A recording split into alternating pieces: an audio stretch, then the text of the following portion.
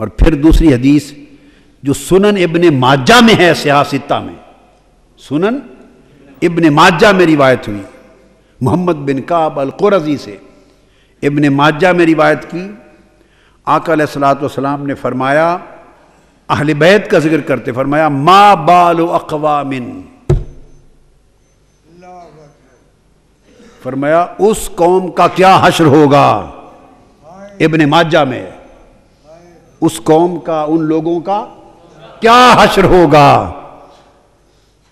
جو میری اہل بیت کا اکرام نہیں کرتے، اس قوم کا، ان لوگوں کا کیا حشر ہوگا جو میری اہل بیت کی تعظیم نہیں کرتے۔ اور پھر فرمایا، واللہ لا يدخل قلب رجل الایمان حتی یحبہم اللہ، یحبہم للہ ولقرابتہم منی۔ ابن ماجہ فرمایا، خدا کی قسم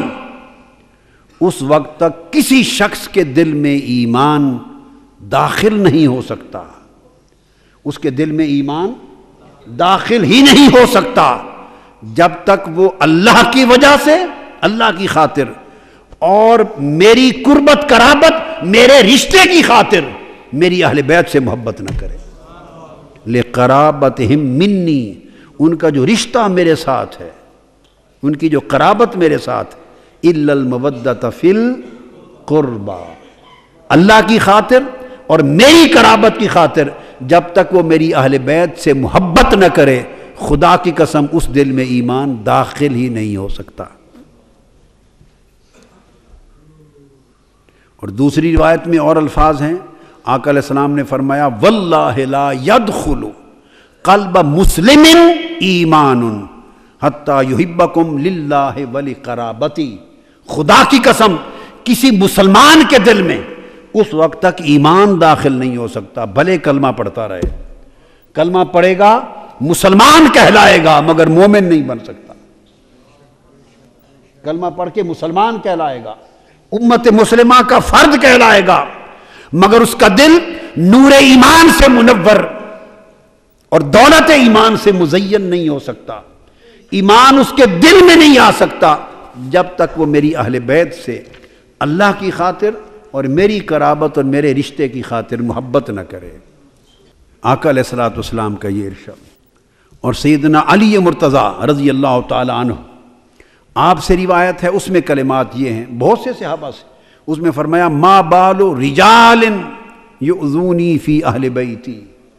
فرمایا ان لوگوں کا حشر کیا ہوگا جو میری اہل بیت کو تکلیف دے کر مجھے اذیت دیتے ہیں، جو مجھے اذیت دیتے ہیں میری اہل بیت کی وجہ سے، جو مجھے اذیت دیتے ہیں، تکلیف دیتے ہیں میری اہل بیت کے معاملے میں، ان سے محبت نہ کر کے، ان کی تعظیم نہ کر کے، ان کے معاملے میں دل کو کشادہ نہ کر کے، جو میری اہل بیت کو اذیت تکلیف دیتے اور مجھے دکھ پہنچاتے ہیں، فرمایا لوگوں ان کا حشر کیا ہوگا تمہیں کیا خبر۔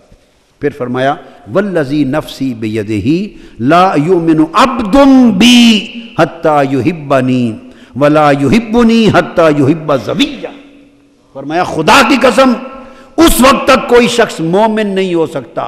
اور اس وقت تک اس کا ایمان مجھ پر اس کا ایمان متحقق نہیں ہو سکتا، یعنی مجھ پر ایمان لانے والا نہیں بن سکتا جب تک مجھ سے محبت نہ کرے، اور وہ اس وقت تک مجھ سے محبت نہیں کر سکتا جب تک میرے قرابت داروں سے محبت نہ کرے۔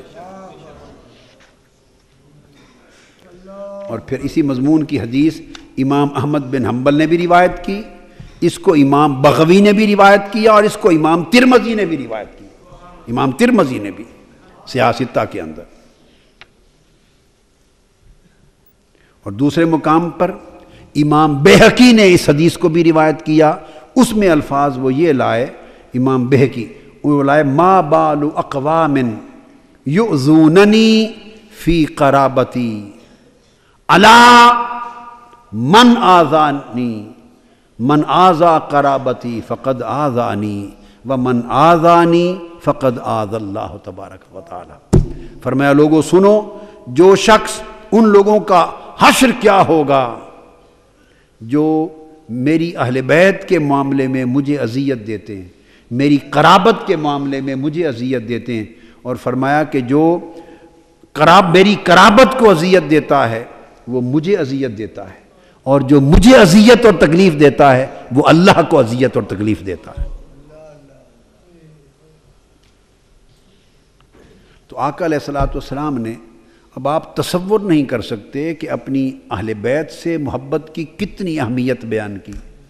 اپنی اطرت سے محبت کو کتنا اہم، ایمان کے درجے میں اہم قرار دیا، اور اپنی قرابت، اپنی اہل بیت اور اپنی اطرت کے ساتھ محبت کرنا، تکریم کرنا، اور ان کے معاملے میں خیر اور بھلائی پہ قائم رہنا، اس کی کتنی اہمیت بیان کی۔ آج کا ابتدائی یہ مضمون جو میرا ہے وہ اس شب عاشور میں اس تصور کو ذہنوں میں اجاگر کرنا اور جاگزی کرنا ہے۔ اسی طرح حضرت ابو سعید خدری رضی اللہ تعالیٰ عنہ روایت کرتے ہیں، اور انہوں نے روایت کی، آقا علیہ السلام نے فرمایا سمعت رسول اللہ صلی اللہ علیہ وآلہ وسلم یقول علی المنبر۔ ابو سعید خدری فرماتے ہیں کہ آقا علیہ السلام منبر پہ قیام فرما، خطبہ ارشاد فرما رہے تھے، اور آپ نے فرمایا ما بال رجال، فرمایا ان لوگوں کا حشر کیا ہوگا، یقولون، جو یہ کہتے ہیں، آقا نے فرمایا ان لوگوں کا حشر بہت ہی برا ہوگا جو یہ کہتے ہیں ان رحم رسول اللہ صلی اللہ علیہ وآلہ وسلم لا تنفع قومہ یوم القیامہ، جو یہ کہتے ہیں کہ رسول اللہ صلی اللہ علیہ وسلم سے قرابت اور رسول پاک صلی اللہ علیہ وسلم سے رشتہ داری اور رسول پاک صلی اللہ علیہ وسلم سے خونی رشتہ اور خونی قربت، یہ جو قربت ہے یہ قیامت کے دن انہیں نفع نہیں پہنچائے گی، ایسا کہنے والوں کا حشر برباد ہوگا۔ فرمایا جو لوگ یہ کہتے ہیں کہ حضور علیہ السلام سے قرابت، رشتہ داری، نسبت اور تعلق جو ہے محض یہ کوئی نفع نہیں پہنچائے گا قیامت کے دن۔ میری بات سمجھے ہیں نا؟ آپ دیکھیں کتنی بڑی بات فرما دی۔ فرمایا آقا نے جو یہ کہتے ہیں، کسی نے یہ بات کہی، آقا علیہ السلام تک پہنچی، آقا نے اس کا تذکرہ کرتے ہوئے فرمایا ان لوگوں وہ اپنے حشر کا خیال کریں جو یہ کہتے ہیں کہ میرے ساتھ قرابت کی وجہ سے کسی کو نفع نہیں ہوگا۔ اور پھر فرمایا بلا واللہ ان رحمی موصولۃ فی الدنیا والآخرہ وانی ایھا الناس فرۃ لکم علی الحوض۔ فرمایا خدا کی قسم میری قرابت اور میری رشتہ داری دنیا میں بھی قائم ہے اور قیامت کے دن بھی قائم ہے۔ جنہیں میری قرابت حاصل ہے، انہیں میرا فیض حاصل ہے، جنہیں مجھ سے خونی رشتہ ہے، مجھ سے قرابت کا تعلق ہے، مجھ سے قرابت اور خاندان کی نسبت ہے اور ایمان پر ہیں، فرمایا میری قرابت دنیا میں بھی ان کے لیے نفع بخش ہے، قیامت کے دن بھی نفع بخش ہے۔ اور لوگوں فرمایا سن لو، میں حوض کوثر پر کھڑا ہوں گا، اسی چیز کو تکتا ہوں گا، کوئی میرے کتنا قریب ہے میرے پاس آ رہا ہے۔ فرۃ لکم علی الحوض، میں قیامت کے دن حوض کوثر پہ کھڑا تمہارا انتظار کر رہا ہوں گا، ساری امت کا انتظار کروں گا، مگر یاد رکھ لو جس کو مجھ سے قرابت کا شرف حاصل ہے وہ رشتہ اور فیض دنیا میں بھی قائم ہے اور آخرت میں بھی قائم ہے۔ مضمون سمجھے آپ حدیث کا؟ اس حدیث کو ابو سعید خدری رضی اللہ تعالیٰ عنہ نے روایت کیا، اور اس کو امام احمد بن حنبل نے تخریج کی، مسند امام احمد بن حنبل میں،